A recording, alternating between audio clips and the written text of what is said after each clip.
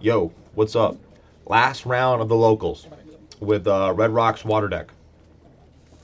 Yeah, I won the roll here. I'm versing like Snake Eye, Azemia. I hope that's how it's pronounced. And yeah, I open Prince and I just start playing, and he doesn't do anything, and I'm like, great. And so I didn't see what my hand was, but I think I have to search for like the typicals, yeah, like Shrine and Moulin. I don't think I had an option to Minstrel here. Maybe I did. Oh, it looks like I opened Book of Moon, Diva, and the Sea King brick. I did think about normaling Diva and risking it just for like the YouTube and see like, oh, I hope this man shotguns Imperm because he had it. He had Imperm. I could have shotgunned the Diva and just like Book of Moon dodge. It would have been sick, but I also had Prince. I knew that was the better play. I wasn't gonna do that. So we just go standard combo, and yeah, him hitting the Bahamut doesn't really hurt at all. Yeah, we're afraid of Nib at this point, but the Moulin hit the field. He's not touching it. We get, and yeah, so I get the Zemia starter and a Fenrir Engrave.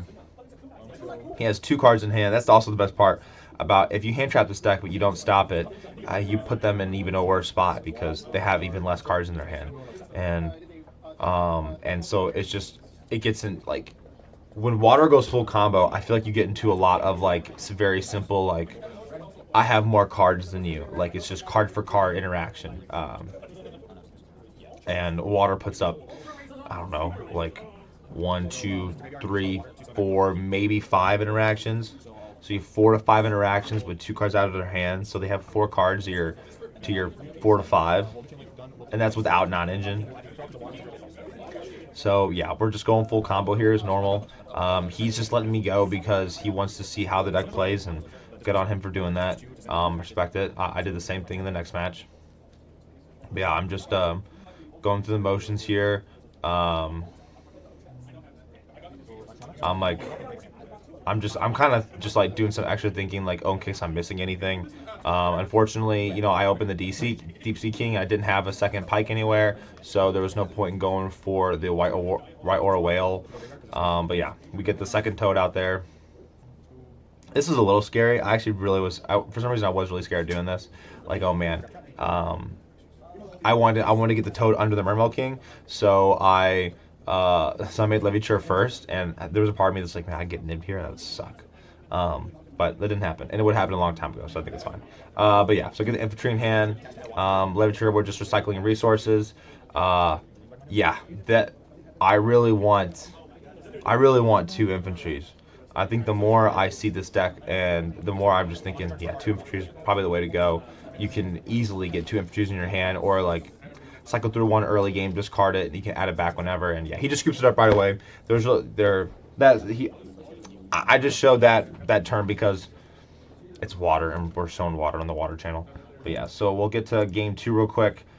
It's so I had never played against Azima before, and he's playing Castiras, which is very scary, especially like Castira Unicorn, because one of my fears with only playing one Poseidra is that the Unicorn can hit it if the other player knows to hit it, and yeah, so that was just a big fear, and so that is one reason why I do like 2 Poseidras over 2 Corals, is because I mean, it both sucks.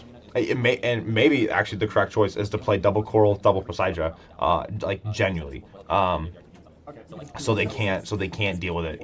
They can't deal with that card either way.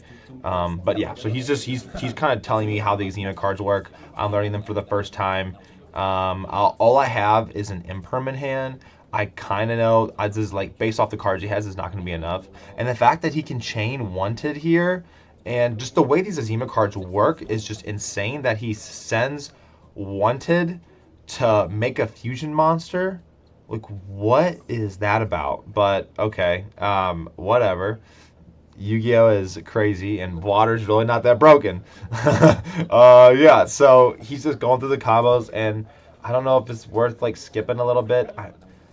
So I learned this. So this is an Omni negate, and what I really should have done is I should have just held the Imperm. I don't know why I thought to really. I thought the Imperm the Ash, thinking that, oh, he'll negate it.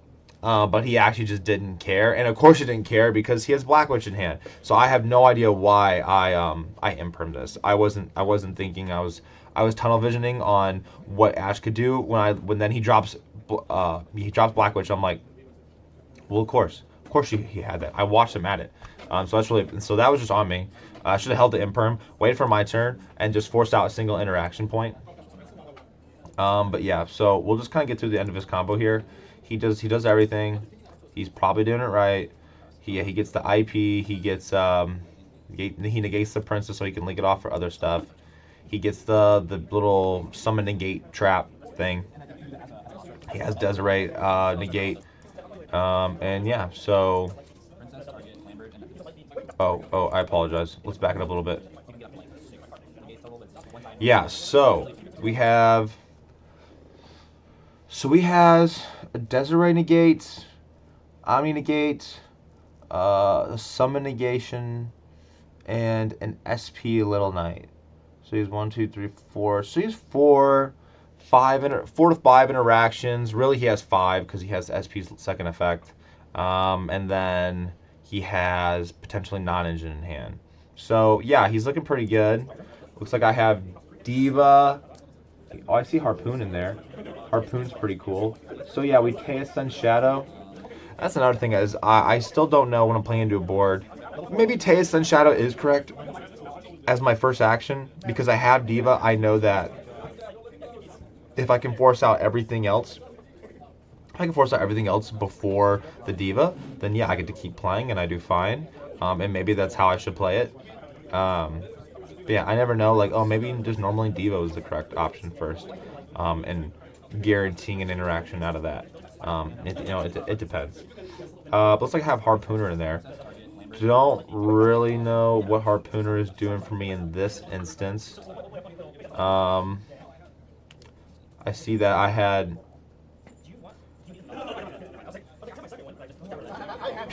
So. Yeah.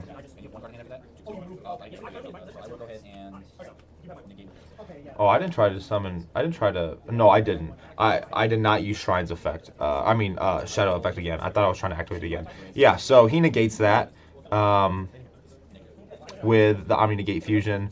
And then Diva gets negated by Desiree, I think. And now we make Coral.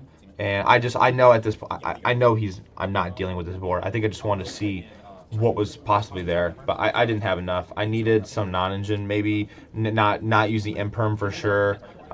Maybe like I need like a board breaker, something. Book of Moon, maybe. But yeah, so we'll get into game 3. So game 3 here, I'm thinking, oh, this is pretty well in my favor. This is a pretty easy deck to. I feel like you can like stop them from playing. And if I could go full combo, and my hand was wild. It was Prince.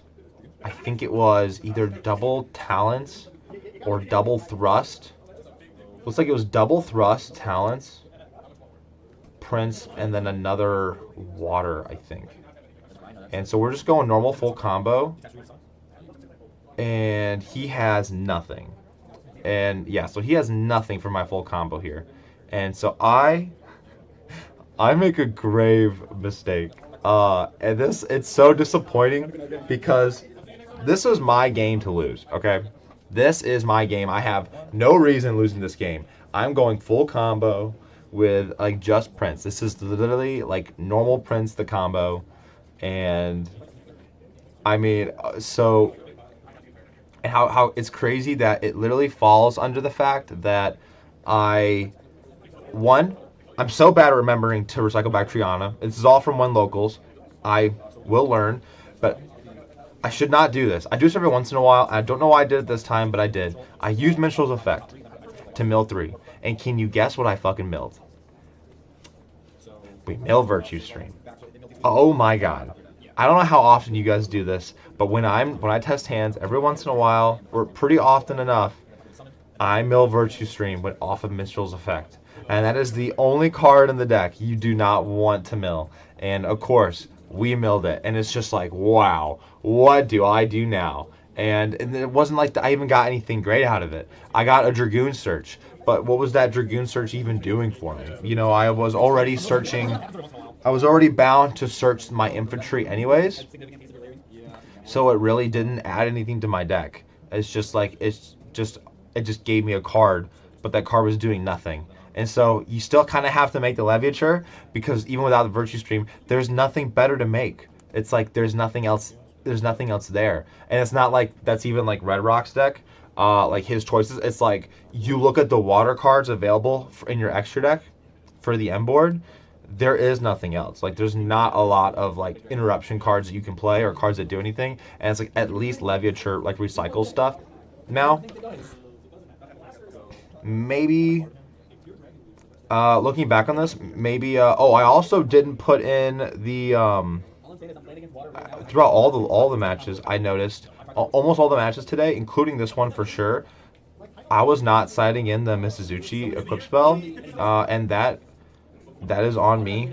That was another technical error that I think I look at Mizuchi and I'm so scared. I have like PTSD, you know. I have like PTSD of playing old water, open Mizuchi, and you're just like, wow, nice dead card in my hand, and then you can't play. And I think I need to get over that. I do need to get over that. But even at this point, I should still, I think, be winning this game. He has 4 cards in hand, and we see Fenrir. I think he uses the effect right away. I should have just negated it. And what's actually funny here is I remember is like as I'm thinking about it, I'm like, oh, Fenrir targets, and you can't target any of my Toads or Lacia, and so I let it go through because I'm thinking, oh, he can't hurt me. But that was incorrect. I should have just dealt with the Fenrir, and because card for card, I can beat him, and I didn't do that. So now he has this Fenrir on board. He has a unicorn. So at any point, if I deal with this Fenrir, he just gets a replacement body. Plus, he gets the monster reborn for it. So that was a huge misplay. So this game, there was a lot of misplays. The minstrel milling the trap was really bad. You could say not putting in Misazuchi was a misplay, but I mean I wouldn't even count that too much. But yeah, minstrel was definitely number 1. Not negating the Fenrir was number 2. And now I'm in an awkward point where, okay, well, he's attacking my king, and it's like, what do I do here? Like, do I just pop it, or do I negate it? Or do I let it go through? And so I decide to pop it, but I'm thinking, okay, so even if he uses the negate, or if he uses the effect to banish, he's just getting rid of king. I don't really care about king, so I'm like, that's fine, but now he just has unicorn to replace it with, and I'm thinking that's okay, and technically it would be. Technically I would be fine here, but we'll see in a minute why we are not. So now he goes unicorn. He normals, yeah, this dude who apparently now can just do this combo because of like the new Fiendsmith card or whatever that came out, like the another little girly. See how he makes his little Link 1 guy, because of course there's no Link 1 in the game, but yeah, he makes his Link 1, and it's a quick effect also to do whatever it does, where I don't even actually know what it does. I'm about to like see for the first time because I don't remember. Not first time, but I'm about to be remembered for the first time. So I negate the Link 1, and then he chains Callby. And so I don't get either of my Toad. Oh, well, yeah, just a really quick backup. I missed one other important thing. So he summons the Link 1, and then he goes effective Unicorn. I chain Toad. He goes Link 1. He chains the Link 1, and I chain my second Toad. And that's how this chain link works out. And then he chains the Callby to that. And at this point, I'm like, wow, you just sold the match. So my infantry's in the graveyard. I don't have either Toads to recycle. None of my Omni negates went through. So he's just going full combo at this point. And the last card I have, I think I think I have marksman in my hand. That probably would have been a second infantry. Probably would have had. I probably actually, if I was played two infantries and a marksman, I'm pretty sure I would have had all three in my hand by the end of my turn. Especially with that, if I'd still do the minstrel mill. But yeah, I mean, at this point, he's just. I have Lacia that can't deal with any of his cards, and my follow up is very bare. Now I will say that I have talents and I have thrust. So if the Lacia can get me give me some cards, which it does, and then I have some decent top decks. Then in combination with a couple of water cards still in my hand, because I think I have Dragoons, I have Prince, I think. Okay, so I do Lacia, send Dragoons, um, to add the Teus, and then the Dragoons will add me what, like Shadow? Yeah. Oh, jeez, hit my table. Yeah, adds me Shadow. So I'm thinking, okay, my follow-up is pretty real here. And then he gets to banish my extra deck, which is unfortunate. He hits the Coral, which I think is fine. I think it's fine.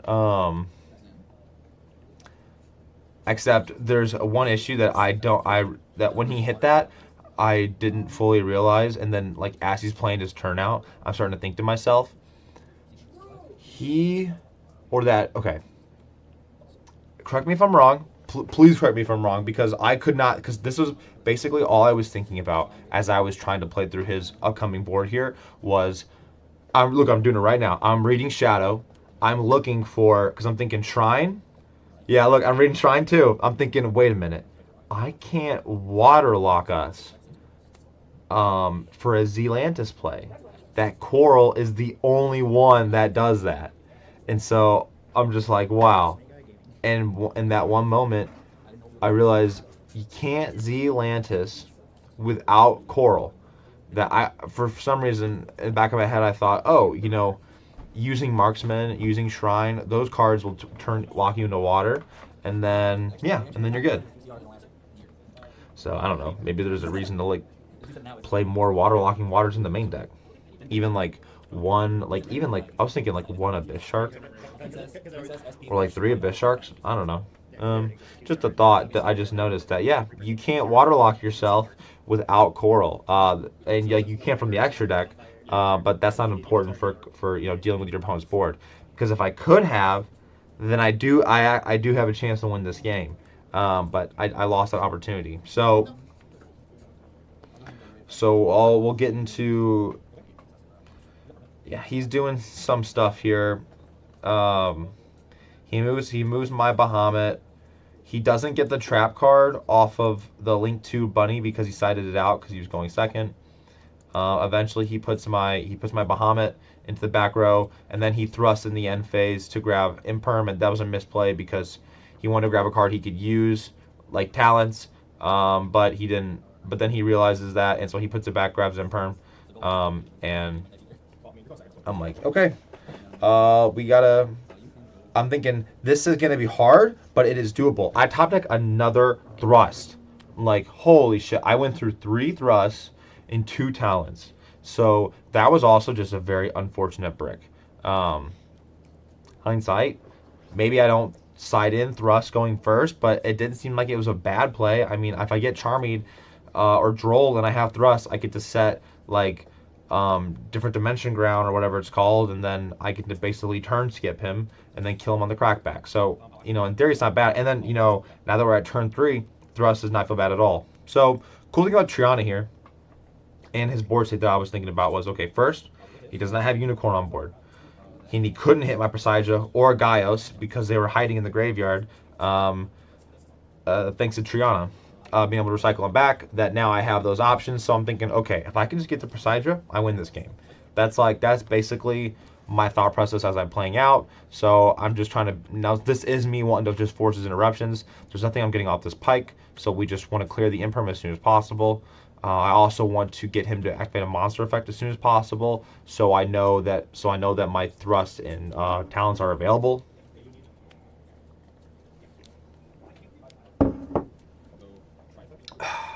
Coffee break. So it looks like now we're shrining. I think I shrined to send Prince.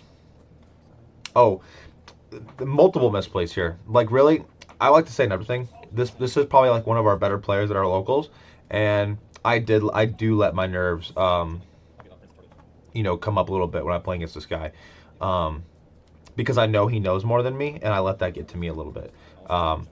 So I summon the Deep Sea King here, and then I summon Shadow, and so he doesn't do anything on summon, and so with that in mind, I was thinking, okay, let's just activate Shadow right away because I need Shadow to resolve. That was fine, but then like so here, he said yes to that. I think I should have activated Deep Sea King there right away. That right after I activate Shadow, either order. Honestly, maybe even Deep Sea King first. Maybe even activate Deep Sea King first. You try and summon out like Harpooner or Pike, and then you go for like a Dweller or something. That wouldn't be bad, and then you go for the Shadow. Because the Shadow, I probably have other ways to get like level 7s online, and I didn't actually need the Shadow because I already have 2 7s anyways. And so yeah, so this was probably misplaced. So I never end up actually activating the Deep Sea King. He uses Desiree to negate the Giles and Deep Sea King because it has 2 negates because it has a Link 2 attached to it. And then he gets his follow up here, and now I'm at a point where, okay, his last interruption here is the IP, but at this point I could not think of a way to continue. Now another thing I maybe should have done different was hold off on actually some of the Deep Sea King. That was probably, watching this now, this is probably actually the first time I'm seeing that summoning the Deep Sea King this early was not correct. And so like, oh yeah, I tried using I detached Shadow and Teus off the Gaios, and I started thinking, oh, I have Shadow effect to summon, but then I remembered I summoned Pike off it, so I took that back and realized that was legal play. And so I have the thrust here, and I'm thinking, oh, okay, what do I grab? What do I grab? I'm thinking, okay, well, Impulse deals with the IP, so that basically confirms that I have defense for his last interruption. And he was even like, whoa, that's a good card. But at this point, I am now met with, I cannot waterlock him. And I'm thinking my only thought is I need to get, oh, Pike, I believe, Pike's a level 7. And I did not get what I needed. I just needed to draw a water and a level 7. It had to be exactly that, and it wasn't exactly that. And so I get the Diva here, but the Diva's not doing anything, and I can't make Zealantis because he's not waterlocked. So all of his monsters are going to come back. So it does absolutely nothing. And another thing I thought about here was I don't think it would have mattered. But I wonder if playing a Synchro 7 is also a possibility for this deck. It just depends on how often these scenarios come up where, I lost the Gaios, so then to make Poseidra, I need 3 level 7s on board, which basically means you got to go through like 5 level 7s, because you need 2 for the Gaios, it gets interrupted, 3 more for the Poseidra. And it's crazy that I still only needed 1 more to even get there. But we did not have enough. Very unfortunate. Yeah, there's a lot of options. I mean, the whole game will change when the next set comes out. But when we get the Rumbling Atlantean, he'll be a huge help for this deck, I think, for sure. That and the XYZ. But yeah, I mean, at this point, I have nothing left. I'm like, he's doing through his plays, and I'm really just like, I'm not even paying attention. I'm just like, okay, what can I even do here? And really, there's nothing. So, time was called earlier in this turn, so technically it was a draw, but we wanted to see how it would play out. I wanted to see if I could beat it on the crackback. I wanted to see if the follow-up was there, and it just wasn't. I didn't have enough gas to keep going. I wonder if the Triana recycling back to infantry, I wonder if there was a better recycle there. I don't think so. I have Gund in my main deck. That's probably another card that that could have been pretty well utilized if I could have got to. Um, so I could go back on this match over and over again and look for places where I messed up. This was the match that was the most like this was my match to win in every sense of the word, and I misplayed on multiple occasions, and it cost me the match multiple times, and um, yeah, so this was very it was a very unfortunate match, and it was very and I was definitely upset with myself for how I played this one out. But yeah, at this point, like he told me like the bunny can't be short of battle. It didn't even matter. I'm basically stalling at this point, just thinking like I had nothing left. Yeah, this is it. I had nothing left. Yeah, my top deck for the talents was the Diva and another Impulse, and the Impulse was cool. If I would have had a little more, but I just didn't. So that's the match. That's the locals experience with the first deck. Final thoughts on the RedRock deck. Um, I would say I probably would have hindsight 2020. I'd probably play the Diva at one, just one copy. Um, I like the board breakers, but I think I would maybe be more interested in maining like Regekis and like and or Dark Ruler No Mores. Um, I think two infantry is really strong, and that's not even his list in particular. That's like across the board. No one's really playing two infantry. I think two infantry is pretty good. Um, I think I think I want to get to 40. I think Impulse was like the best card in my deck in terms of the non engine, and I think that just having a smaller deck size, so I'm opening all my extenders a lot more consistently, and I'm opening Impulse more often would have been cool. Um, I think I like Talents, although I did not see it. I think this was like the only game where I actually saw Talents and resolved it. Um, so I didn't see Talents a lot. I would like to see it more. Um, I saw Minstrel a couple times going first. That felt absolutely broken. That I would definitely be interested in at least maining one Minstrel and then siding the other two. I think even with the Charmies running around, that Minstrel is still pretty insane, for sure. And then I thought the Book of Moons were fine.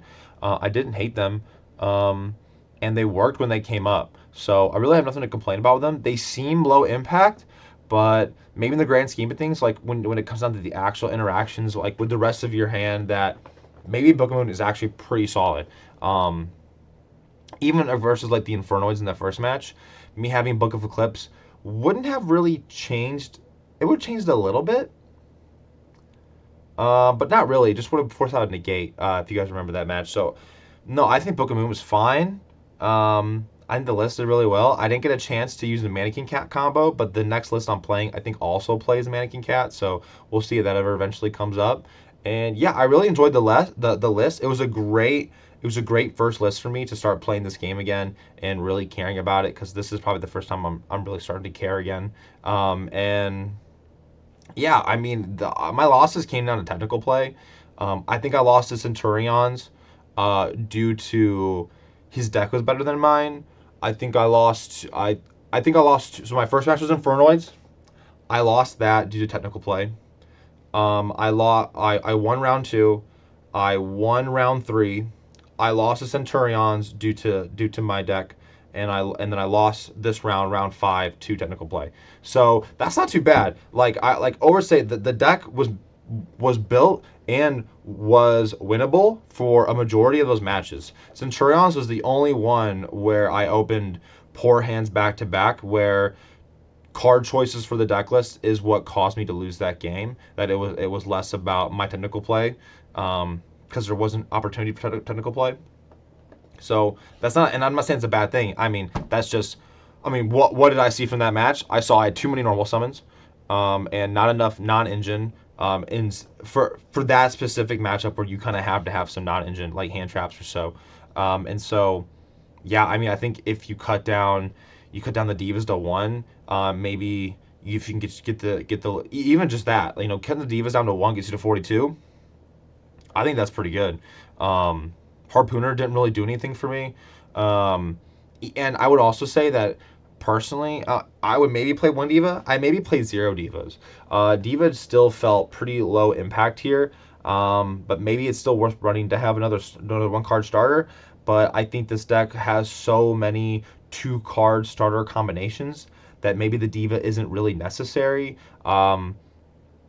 And I don't know. I think it just depends on how you're building the deck. I think if you have more non-engine and your deck's higher than 40, the Divas make sense because you have less consistent hands of opening those 2 or 3 card combinations. But I think if you're closer to 40, a little more engine heavy, then I think 1 or 0 Diva is fine because you shouldn't be relying on 1 card opening hands anyways. But yeah, so I mean, these are like some of my thoughts from watching these matches back, playing the deck out, and yeah, I mean, this day was mainly a learning curve day for me. Like I got humbled. I need to get my booty back in gear and start trying again and paying more attention and holding on to like these lingering effects more.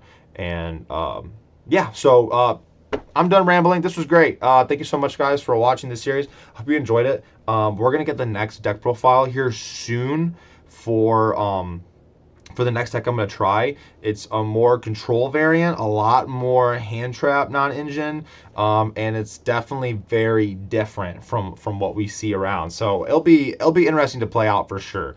So yeah, thanks so much for watching, and I'll catch you guys in the next one. Peace.